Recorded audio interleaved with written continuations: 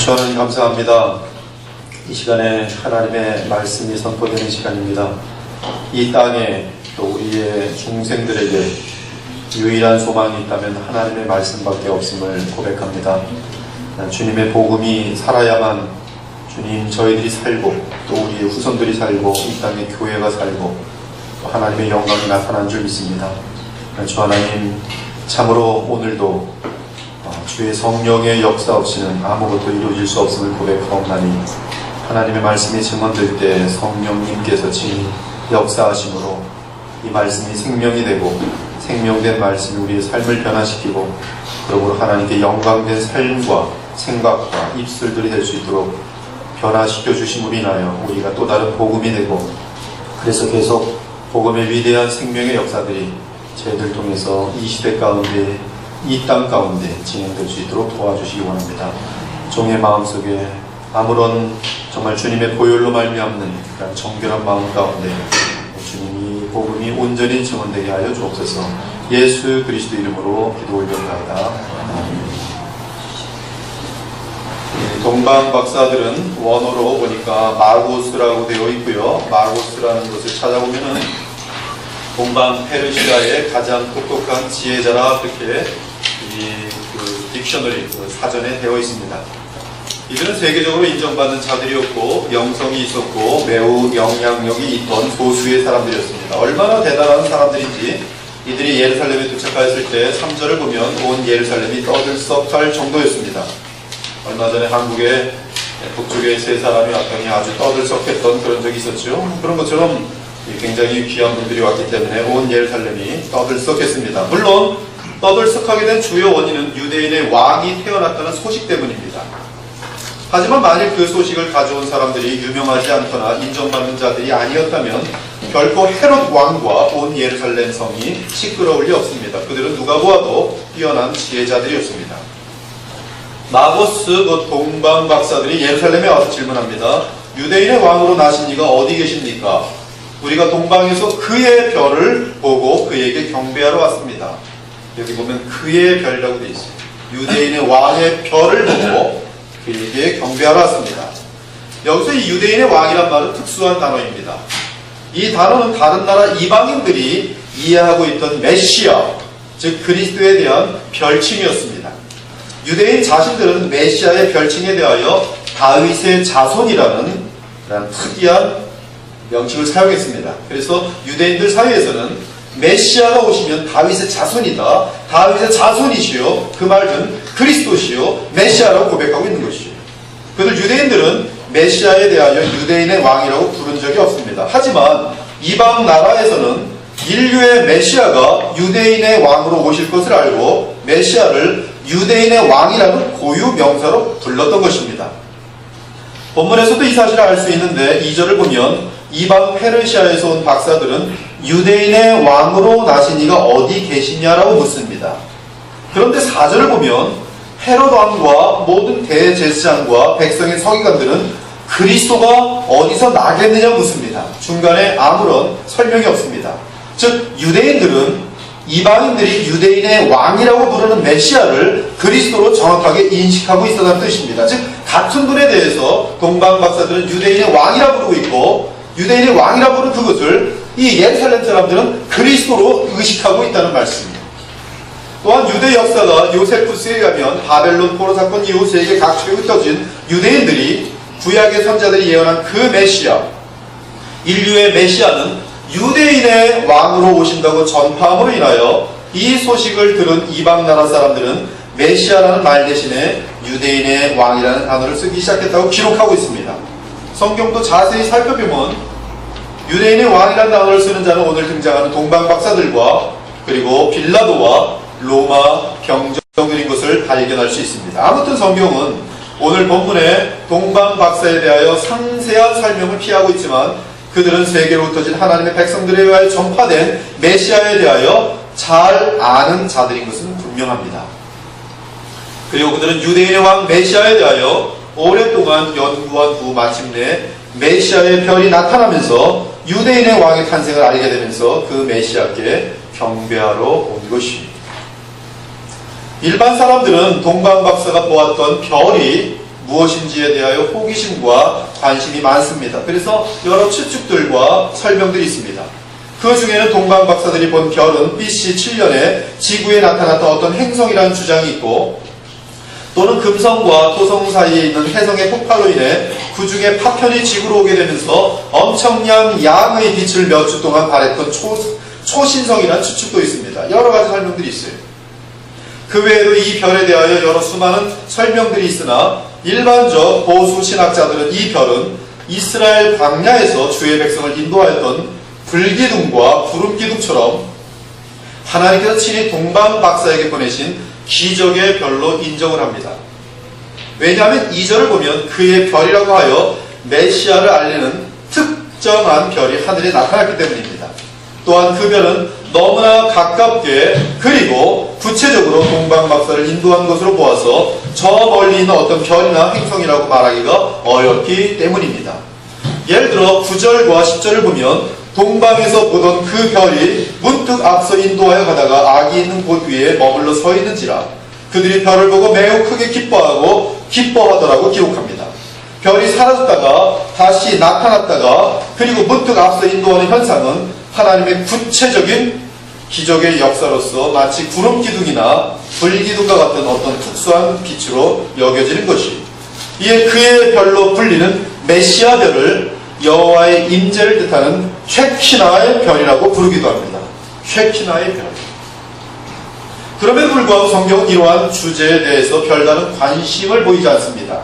성경이 관심을 갖는 부분은 그러한 부분들이 아니라 이방 나라 동방에서 마고스라는 박사들이 예루살렘까지 왔다가 그리고 그곳에서 말씀을 받아서 메시아가 베들레헴에서 탄생한다는 구약 선지자들의 말씀을 알게 되면서 베들레헴으로 찾아가 그곳에서 간단하게 예수님께 경배했다는 사실, 그것이 본문에 부상되고 있습니다. 그리고 그들이 드렸던 예물이 초점을 맞추고 있는 것이, 즉 먼 동방으로부터 박사라는 자들이 와서 아기 예수님께 경배하였다는 것과 그리고 그들이 예물을 바쳤다는 사건인 것이, 그것이 이 본문에서 분명하게 드러나 있는 것이죠. 그러면 이방의 동방 박사가 아기 예수님을 찾아와 경배한 사건이 왜 그렇게 중요한 것입니까?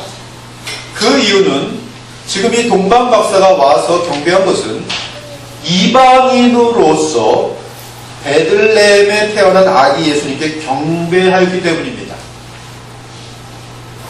즉 박사들의 경배는 그들이 박사로 중요한 것이 아니라 단단 예수님이 이스라엘 민족만을 위한 메시아가 아니라 모든 민족을 위한 메시아인 사실을 입증하는 사건이 되는 것이, 왜? 그들이 이방인으로부터 왔기 때문입니다.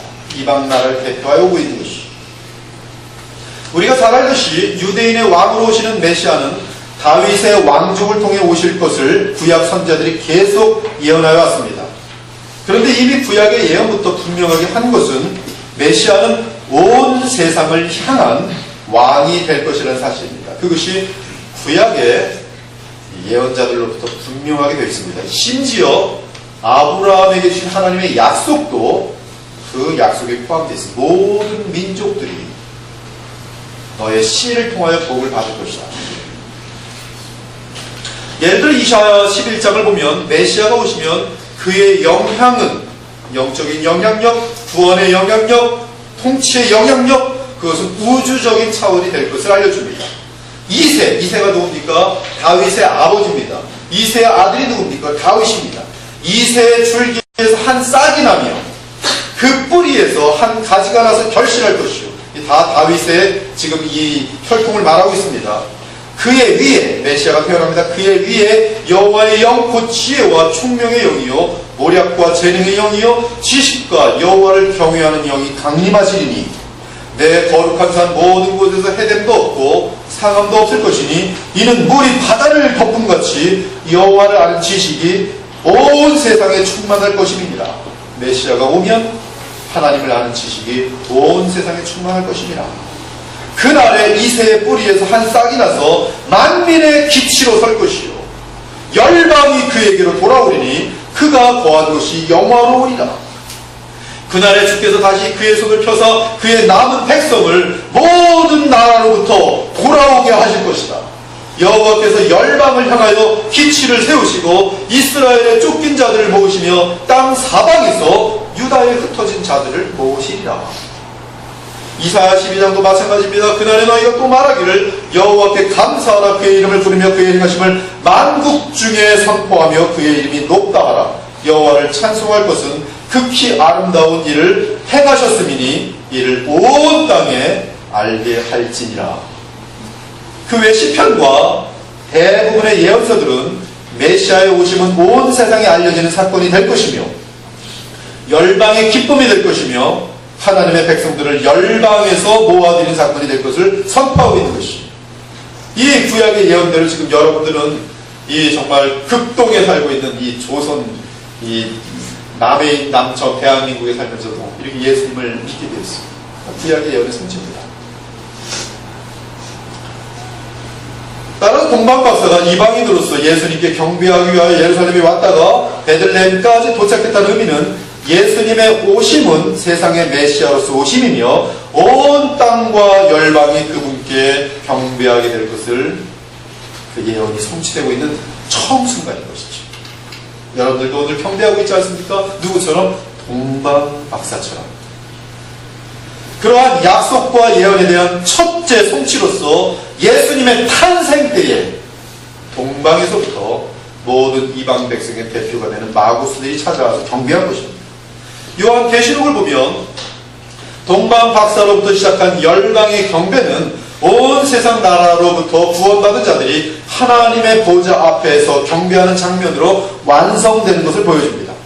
일부에 내가 보니 각 나라와 족속과 백성과 방언에서 아무도 능히 셀 수 없는 큰 무리가 나와서 흰옷을 입고 손에 종려 가지를 들고 보좌 앞에 어린 양 앞에 서서 큰 소리로 외쳐 이르되 구원하심이 보좌에 앉으신 우리 하나님과 어린 양에게 있도다하니 모든 천사가 보좌와 장로들과 내 생물의 주위에 서 있다가 보좌 앞에 엎드려 얼굴을 대고 하나님께 경배하여 이르되 아멘. 찬송과 영광과 지혜와 감사와 존귀와 권능과 힘이 우리 하나님께 세세토록 있을지어다. 아멘 하더라.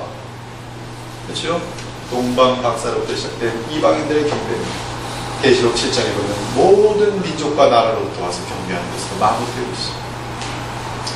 둘째로 성경은 동방박사들이 드린 예물에 대하여 초점을 맞추고 있습니다. 왜 그러합니까? 동방박사처럼 성탄에는 황금과 유황과 몰약과 같은 비싼 선물을 예수님께 생신 선물로 준비하라는 말씀입니까? 물론 우리의 마음과 사랑을 드리며 그분의 탄생을 기리는 교훈은 대단히 중요합니다. 그러나 만약에 그런 부분을 강조한다면 그것은 굉장히 의도가 있는 불순한 그러한 동기가 될 것이에요. 우리가 예수님을 사랑하는 마음으로 마음에서 나오는 사람에게 보이지 않으려는 그런 마음으로 드리는 것은 아름다운 것일 것입니다. 그런 것들은 가르쳐야 되고 배워야 합니다. 그런 본문이 그것을 말하기 위함이냐 이것이죠. 그런 도덕적 교훈을 위한 것이냐 이것이죠. 포함은 되어 있습니다. 그러나 그 정도의 도덕적인 교훈이 동방박사가 주 예수님께 선물을 드린 사건이 의미하는 주된 내용으로 볼 수는 없습니다. 동방박사가 드린 세 종류의 예물은 대단히 큰 의미가 있기 때문입니다. 왜냐하면 이들이 드린 선물은 그냥 선물이 아니라 주 예수님의 탄생이 정확히 무엇을 의미하는지를 우리에게 계시로 알려주고 있는 것이죠. 동방박사들이 이 의미를 완전하게 깨닫고 드리고 있는지 아니면 그렇지 않은지는 전 모릅니다. 그러나 하나님의 완전하신 섭리 가운데 이 세 가지의 예물이 드려지고 있습니다. 그리고 제가 볼 때는 동방박사들은 메시아에 대한 연구와 함께 분명히 그 복음을 알고 있다고 믿어지는 것이죠. 곧 이들은 하나님께서 보내시는 메시아를 알고 있었고 나아가 이 메시아가 어떤 일을 할 것인지를 예물로 나타내주고 있습니다. 하나님의 간섭과 역사가 있었겠죠. 아마 한마디로 계시입니다. 계시. 이 복음적인 계시입니다. 복음에 대한 계시. 따라서 동방박사는 모든 열방으로부터 복음을 아는 자들이 나와 주께 경배할 것을 예표하고 있습니다. 그러면 세 가지 예물에 대해서 상고해 보겠습니다. 첫째, 황금입니다. 황금. 왜 황금을 가져왔습니까? 그 당시에 황금은 무엇을 의미하는 것입니까? 황금은 그 당시 왕에게 드리는 선물을 대표하고 있습니다. 고고학자의 발견에 의하면 이 사실은 더욱 확실하여집니다. 예수님께서 탄생할 당시에 이 땅에 있던 왕들의 무덤을 열어보면 언제나 금으로 가득 차 있습니다. 또한 왕 앞에 나아갈 때는 황금 예물을 준비하지 않고는 왕 앞에 나아갈 수 없었음을 발견할 수 있습니다. 곧 동방박사들이 아기 예수님께 금을 바쳤다는 것은 그들은 예수 그리스도를 만국의 왕으로 인정하고 있다는 신앙을 고백한 것입니다. 또한 2절에서 보면 유대인의 왕, 메시아이기도 하지만 또한 왕으로서 그들은 지금 부르면서 이 황금을 바치고 있습니다. 더 놀라운 것은 동방박사가 아기 예수님께 황금을 바친 사건은 이방의 왕들이 메시아 앞에 예물을 드리고 복종하게 되리라는 구약의 예언의 분명한 성취이기도 합니다. 시편 72편 7절 이하를 보면 메시아의 날에 의인이 흥황하여 평강의 풍성함이 달이 닿을 때까지 이르로다. 매달 풍성하게 된다. 그가 바다에서부터 바다까지와 강에서부터 땅끝까지 다스리리니 광야에 사는 자는 그 앞에 굽히며 그의 원수들은 티끌을 핥을 것이며 다시스의 섬의 왕들이 조공을 바치며 스바와 시바 왕들이 예물을 드리려다. 그런데 그 예물이 무엇인가? 황금과 유황으로 되어 있습니다. 황금과 유황. 이사야 16절을 보면 허다한 낙타, 미디안과 에바의 어린 낙타가 내 가운데 가득할 것이며 스바 사람들은 금과 유황을 가지고 와서 여호와의 찬송을 전파할지니라. 사랑하는 여러분, 예수 그리스도는 하나님께서 친히 보내신 왕이십니다. 그분은 지금 온 우주의 왕이시며 만왕의 왕이십니다. 어느 날 그 왕께서 군대를 이끌고 이 세상 나라들을 멸하기 위해 오실 것입니다. 그때 이 세상 나라들은 적 그리스도를 중심으로 하나가 되어 만왕의 왕이신 그리스도와 전쟁을 치를 것입니다. 계시록 17장 10왕이 모든 이 땅의 왕들이 한 뜻을 가지고 자기의 능력과 권세를 짐승에게 주라. 그들이 어린 양과 더불어 싸우려니와 어린 양은 만주의 주시요 만왕의 왕이심으로 그들을 이기실 터이요. 또 그와 함께 있는 자들 곧 부르심을 받고 택하심을 받은 진실한 자들도 이기리로다. 만왕의 왕이신 그리스도의 입에서 검이 나와서 그들을 멸하십니다. 또 그가 피 뿌린 옷을 입었는데 그 이름은 하나님의 말씀이라 칭하더라. 하늘에 있는 군대들이 쉬고 깨끗한 세마포 옷을 입고 백마를 타고 그를 따르더라. 그의 입에서 메시아 입에서 만왕의 왕의 입에서 예리한 검이 나오니 그것으로 만국을 치겠고 친히 그들을 철장으로 다스리며 또 친히 하나님 곧 전능하신 이의 맹렬한 진노의 포도주 틀을 밟겠고 그 옷과 그 다리에 이름을 쓴 것이 있으니 만왕의 왕이요 만주의 주라 하더라. 우리 주 예수 그리스도는 만왕의 왕이시며 만주의 주이십니다. 그분은 왕으로서 이미 승리하셨으며 이제 재림과 함께 영원히 승리하실 것입니다. 이에 동방박사는 그들이 금을 바칠 때 이 갓난아기 예수는 왕 중의 왕이요 만왕의 왕으로서 황금을 드리는 것입니다. 곧 자신의 왕으로 신앙을 고백한 것입니다. 둘째는 유향입니다. 이 유향은 성전에서 예배할 때 사용되는 향인데 반질반질하게 향내나는 흰색 액체입니다. 이 액체는 아라비아 지방의 그 관목 껍질을 이 칼을 대서 내면은 거기서 액체가 나오는데요. 거기서 굉장히 그 아름다운 향이 납니다. 액체 향입니다. 이 유향은 구약 때 이스라엘에서 제사를 드릴 때 사용되었습니다. 특히 곡식으로 드리는 소제 제사를 드릴 때 그 고운 곡식 가루 위에 기름을 붓고 올리브 오일을 붓고 그 다음에 그 위에 놓는 것이 유향이었습니다. 구약의 제사 규례를 규정하는 레위기는 다음과 같이 기록하고 있습니다. 제사장은 그 고운 가루 한 움큼과 기름과 그 모든 유향을 가져다가 기념물로 제단 위에서 불사를 지니 이는 화제라 여호와께 향기로운 냄새니라. 제사장은 찌은 곡식과 기름을 모든 유향과 함께 기념물로 불사를 지니 이는 여호와께 드리는 화제니라. 즉 유향이 필요한 사람은 대제사장이며 유향을 불사를 자격이 있는 사람 역시 대제사장이었습니다. 그러므로 동방박사들이 아기 예수께 유향을 드렸다는 사실은 예수님은 대제사장이요 예수님은 하나님께 기쁨과 감사가 되는 제사임을 고백하는 그러한 내용으로 이어집니다. 신기하게도 이 죄사함을 위한 속죄 제사에는 절대로 유향을 사용할 수 없도록 되어 있어요.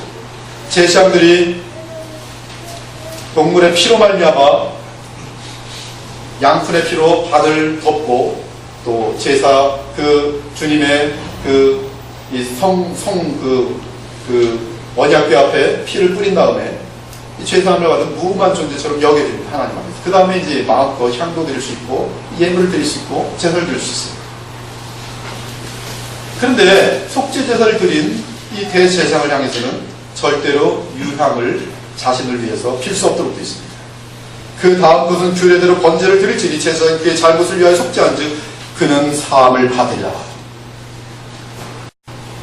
고운 가루 10분의 1 에바를 예물로 가져다가 속죄제물로 드리되 이는 속죄제인즉 그 위에 기름을 붓지 말며 유향을 놓지 말라. 제사장이 속죄함을 받은 다음에 유향을 놓지 않도록 되어 있습니다. 사랑하는 여러분, 동방박사들이 유향을 선물로 드린 이유가 바로 여기에 있습니다. 이것은 하나님의 섭리죠. 이들이 이것을 완전히 깨닫고 이렇게 하는지는 모르겠지만 그러나 지금 이 모든 행위들이 하나님의 완전한 주권 가운데 계시를 지금 나타내고 있다는 말씀입니다. 즉 지금 이 동방박사들이 유향을 드린 이 행위는, 이 감당하기는 대제사장이라는 것이죠. 즉 예수 그리스도는, 예수님은 우리의 영원한 대제사장이라는 것입니다. 그렇게 이어집니다. 그뿐만 아니라 우리의 대제사장은 죄가 없으십니다. 그는 유향을 불사를 자격이 있는 자이지만 자기 자신을 위하여는 속죄 제사가 필요 없는 그러한 완전하고 의로운 대제사장인 것입니다. 따라서 의로운 대제사장이 드린 제사 향기는 여호와 하나님께 가장 큰 기쁨이 되는 향기로운 냄새이며 완전한 감사의 제사인 것이죠. 히브리서 기자는 동방박사의 유향과 관련하여 예수님을 소개합니다. 이러한 대제사장은 우리에게 합당하니 거룩하고 악이 없고 더러움이 없고 죄인에게서 떠나 계시고 하늘보다 높이 되십니다. 그는 저 대제사장들이 먼저 자기 죄를 위하고 다음에 백성의 죄를 위하여 날마다 제사 드린 것과 같이 할 필요가 없으니 이는 단번에 자기를 드려 이루셨습니다. 율법은 약점을 가진 사람들을 제사장으로 세웠거니와 율법 후에 하신 맹세의 말씀은 영원히 온전하게 되신 아들을 세우셨느니라. 이 아들은 영원한, 자기를 위하여 제사할 필요가 없는 영원한 대제사장이라는 것이죠. 그는 자신의 흠없는 영원한 하나님의 피로, 그렇죠? 어린 양의 제물로 영원한 희생제물을 드리고 영원한 대제사장이 되셨습니다. 그것이 히브리서의 내용이죠. 지금 우리가 하는 말의 요점은 이러한 대제사장이 우리에게 있다는 것이라. 그는 하늘에서 지극히 크신 이의 보좌 우편에 앉으셨느니라. 우리에게 있는 대제사장은 우리의 연약함을 동정하지 못하실 리가 아니요 모든 일에 우리와 똑같이 시험을 받으신 이로되 죄는 없으시니라. 그러므로 우리는 긍휼하심을 받고 때를 따라 돕는 은혜를 얻기 위하여 은혜의 보좌 앞에 담대히 나갈 것입니다. 즉 동방박사가 드린 유향이 상징하고 있는 것은 아기 예수님은 죄가 없으신 완전하신 대제사장을 나타내고 있는 것입니다. 마지막으로 모략입니다. 황금은 왕을, 유향은 대제사장을 상징한다고 했습니다. 그러면 모략은 무엇을 상징합니까? 모략은 여러분들도 알겠지만 죽은 자를 장사할 때 몸에 발라주는 것입니다. 썩지 않도록 방부제 같은 것입니다. 성경을 보면 모략은 시체를 썩지 않게 하는 방부제 또는 마취제로 사용된 것을 발견할 수 있습니다. 따라서 산 사람에게 모략을 선물하는 것은 극도의, 이것은 말이 안 되는 선물입니다. 여러분에게 누가 모략을 선물하면 지금 죽으라는 그런 것뿐이 안 돼요. 모략. 그건 오직 고통 및 죽음과 관련된 그런 것입니다. 심지어 갓 태어난 아기에게 모략을 선물로 드린다는 것은 사회 간섭이나 상식적으로 볼 때 말도 안 되고 기가 막힌 황당한 사건입니다. 불쾌한 일이고 몰상식한 일이에요. 결혼식에 가는데 까만 양복을 입고 까만 넥타이라고 그렇게 딱 나타나면 누가 좋아하겠습니까? 그거보다 더 심각한 사건이 지금 이것입니다. 그래서 모략을 드린 사건으로 봤을 때 이 동방박사들이 알고 모략을 바치고 있는 것입니다. 페르시아와 유대인들의 문명이 달라서, 문화가 달라서 페르시아에서는 모략을 바치는 게 영광스럽고 귀하게 여기면서 바치고, 예루살렘에서는 그거는 굉장히 욕스러운 그런 선물인가? 그런 것이 아니죠. 똑같습니다. 모략은 산자에게 드릴 수 있는 그런 예물이 아닌 것이죠. 그렇다면 이 동방박사들이 몰약을 바쳤다는 것은 의도가 있는 것이고, 몰약을 바칠 때 의미를 알고 있다는 뜻이 아닙니다. 즉 동방박사들은 예수님의 죽음에 대하여 미리 예비하며 몰약을 선물로 드린 것입니다. 그렇습니다. 그는 예수 그리스도의 죽으심을 이미 알고 있었습니다. 그래서 예수의 죽음을 준비하는 몰약을 선물로 준비하였던 것이. 요한복음 19장 39절에서 40절을 보면 아리마대 사람 요셉이 예수의 시체를 로마 총독 빌라도에게서 받아옵니다. 참으로 믿음으로 행하는 담대하고 대범한 행동이죠. 그런데 과거에 예수님을 밤에 찾아왔던 니고데모가 예수님의 시체가 있으니까 뭘 가져오냐면 몰약과 침향을 가져와서 예수의 시체에 바릅니다. 그리고 세마포로 쌉니다. 일찍이 예수께 밤에 찾아왔던 니고데모도 몰약과 침향 섞은 것을 100리트라쯤, 100근 정도 되는 것인데 100리트라쯤 가지고 온지라 이에 예수의 시체를 가져다가 유대인의 장례법대로 그 향품과 함께 세마포로 쌌더라. 그 시체에 몰약을 다 바르고 침향을 바른 다음에 세마포로 그 시체를 쌌다는 뜻입니다. 누가? 니고데모가. 요한복음 3장에 보면 니고데모가 거듭나려면 어떻게 해야 됩니까? 하늘나라 들어가려면 어떻게 됩니까? 질문했던 사람 아니겠어요? 지금 이 니고데모는 몰약으로 예수님의 장사를 지금 준비하고 있습니다. 예수님께서 친히 자신이 이 땅에 오신 목적을 선포하셨습니다. 인자가 온 것은 섬김을 받으려 함이 아니라 도리어 섬기려 하고 자기 목숨을 많은 사람의 대속물로 주려 함입니다. 죽으러 오셨어요. 예수님께서 오늘 탄생하신 목적은 죽기 위함입니다. 몰약과 이어진다 이 말씀입니다. 시편 22편은 대속물로 하나님께 바쳐질 예수 그리스도의 고난에 대하여 기록합니다. 내 하나님이여 내 하나님이여 어찌하여 나를 버리셨나이까. 어찌 나를 멀리하여 돕지 아니하시며 내 신음소리를 듣지 아니하시나이까. 내 하나님이여 내가 낮에도 부르짖고 밤에도 잠잠하지 아니하나 응답하지 아니하시나이까.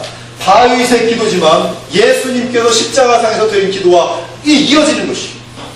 예수님께서 보혈을 흘리시며 십자가에서 외치십니다. 제9시쯤에 예수께서 크게 소리질러 이르시되 엘리 엘리 라마 사박다니 하시니 이는 곧 나의 하나님 어찌하여 나를 버리셨나이까. 이에 대하여 이사야 선지자는 구약에서부터 미리 십자가의 의미를 분명히 알려줍니다. 그는 실로 우리의 질고를 지고 우리의 슬픔을 당하였거늘 우리는 생각하기를 그는 징벌을 받아 하나님께 맞으며 고난을 당한다 하였다. 그가 찔림은 우리의 허물 때문이요 그가 상함은 우리의 죄악 때문이요 그가 징계를 받음으로 우리는 평화를 누리고 그가 채찍에 맞음으로 우리는 나음을 받았다. 우리는 다 양 같아서 그를 행하여 각기 제 길로 갔거늘 여호와께서는 우리 모두의 죄악을 그에게 담당시키셨다. 거친 로마 병정들이 십자가상에서 피를 흘리시며 이루 말할 수 없는 고통 중에 있는 예수님을 보고 몰약을 넣은 포도주를 마시게 합니다. 이때 몰약은 마취제의 역할을 합니다. 고통을 느끼지 못하게 하는 성분. 그러나 예수님께서는 몰약을 섞은 포도주를 들지 않으십니다. 예수를 끌고 골고다라 한 곳 번역하면 해골의 곳에 이르러 몰약을 탄 포도주를 주었으나 예수께서 받지 아니하시더라.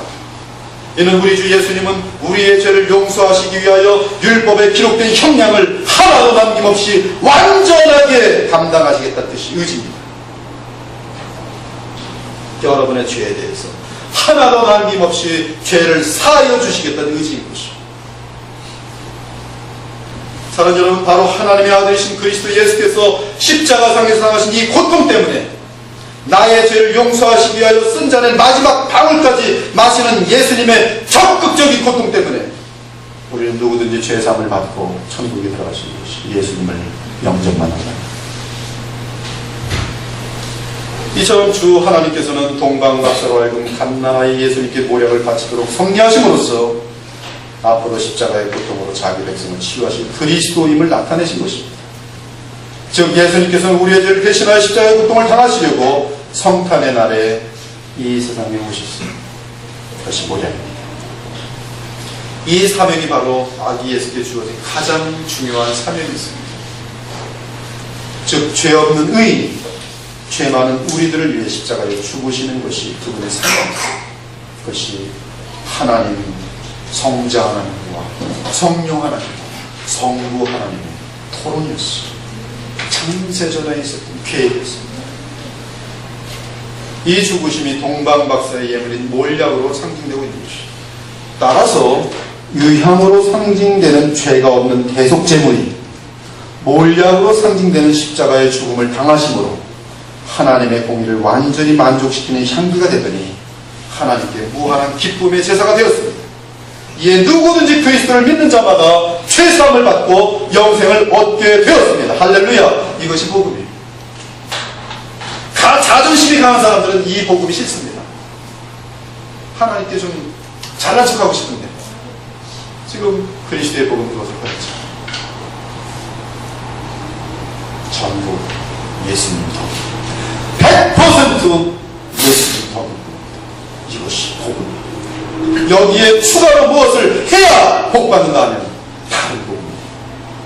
오직 완전하신 하나님의 은혜, 완전하신 예수 그리스도의 십자가의 희생 제물 때문에, 그분의 대제사장으로서의 영원한 사역 때문에 우리는 죄사함을 받고 천국에 들어가신 것입니다.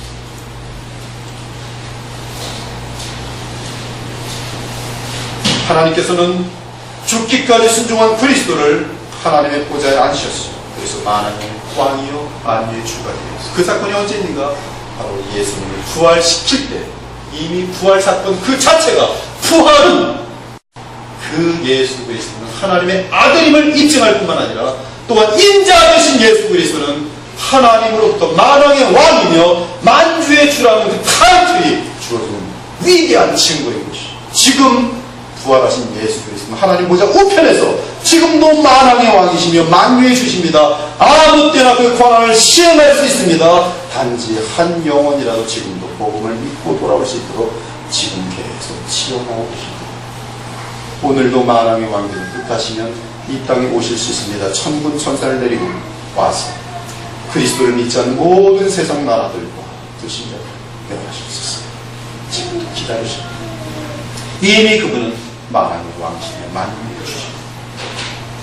예수 그리스도 그는 근본 하나님의 본체시나 하나님과 동등됨을 취할 것으로 여기지 아니하시고 오히려 자기를 비어 종의 형체를 가지사 사람들과 같이 되셨고 사람의 모양으로 나타나서 자기를 낮추시고 죽기까지 복종하셨으니 곧 십자가에 죽으십니다. 이러므로 하나님이 그를 지극히 높여 모든 이름 위에 뛰어난 이름을 주사 하늘에 있는 자들과 땅에 있는 자들과 땅 아래에 있는 자들로 모든 무릎을 예수의 이름에 꿇게 하시고 모든 이름을 모든 입으로 예수 그리스도를 주라 신하여 하나님 아버지께 영광을 돌리게 하여 됩니다. 사랑하는 여러분, 이처럼 동방 박사들이 드린 선물은 믿음의 선물입니다. 그들의 선물은 하나님의 간섭하신 가운데 예수 그리스도가 누구신지를 아는 선물이었으며 이들의 신앙 고백이 들어있는 선물이었습니다. 이방이었던 동방 박사의 예물은 오직 믿음으로 하나님 나라의 세월에 들어가는 비결을 보여줍니다. 즉 오직 믿음으로 하나님의 자녀가 되는 것을 증거한 복음의 예물이 동방 박사의 예물이었던 것이죠. 동방 박사의 예물에 의하여 우리 예수님께서는 왕이시며 대제사장이시며 구세주로 증거되셨습니다. 나의 죄를 대신하여 죽으심으로 나를 구원하시는 구세주. 우리를 죄에서 구원하시며 우리를 위하여 간구하시고 우리의 죄를 사하여 주시며 우리의 왕이 되시는 분이 바로 성탄의 주인공 우리 주 예수 그리스도인 것입니다. 여러분, 이러한 만왕의 왕, 영원한 대제사장, 여러분을 대신하여 십자가에 죽으신 대속주이신 구세주를 마음속에 영접하셨습니까? 영접이 무엇입니까? 나는 그때 영접했어. 그것이 영접이 아닙니다. 영접은 왕으로서 그분을 받아들인 것인데, 왕으로 받아들였다는 뜻은 그분이 시키는 대로 철저하게 하겠다는 의지입니다. 그렇지는 여러분은 입으로만 왕이시오 그러고 내 멋대로 하는 건데 그것은 왕으로 인정하는 것이 아닙니다. 그분의 말씀을 잘 듣고 모든 삶의 부분에 순종하시오. 그것이 영접입니다. 그분의 주대심을 인정하는 것이죠. 나의 모든 삶의 영역에서 그분의 주대심을 인정합니다. 여러분, 예수 그리스도께 여러분의 삶과 마음을 예물로 드리셨습니까? 여러분의 헌물은 주님께 돈 몇 푼을 띄워드린 것이 아닙니다. 그래서 여러분의 신앙 고백입니다. 오늘 동방 박사는 자신의 마음 모든 걸, 인생 모든 것을 주께 드리는 신앙의 고백으로 드리고 있는 것이죠. 여러분, 그분께 여러분의 삶을, 마음을 예물로 드리셨습니까? 참으로 겸손한 마음으로 예수님을 하나님의 아들로 경배하십니까? 그것이 영접입니다. 그것이 오늘 하나님의 자녀가 되는 영접입니다.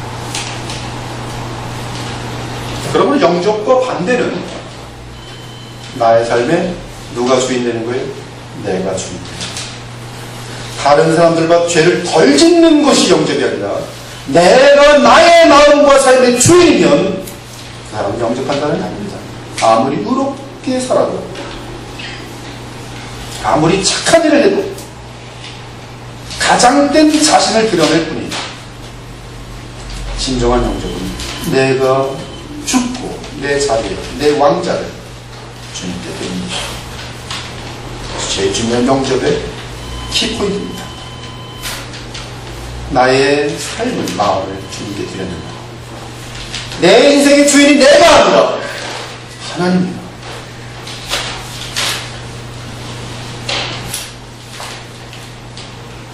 오늘 이 복음을 믿음으로 받으시고 예수님을 사랑하고 존경하고 왕으로 모시기 바랍니다.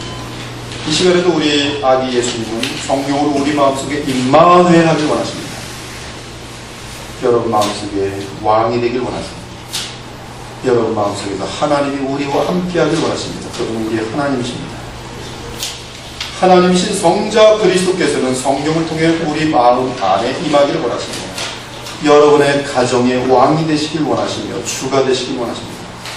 여러분 믿으시기 바랍니다. 그분을 왕과 주로 모시고 살아보십시오. 그곳은 반드시 천국입니다. 진심으로 천국입니다. 우리는 믿음이 없어서 그분께 나의 왕자를 맡기면 불안해지고 손해볼 것 같고 희생될 것 같아서 그 일을 안 합니다.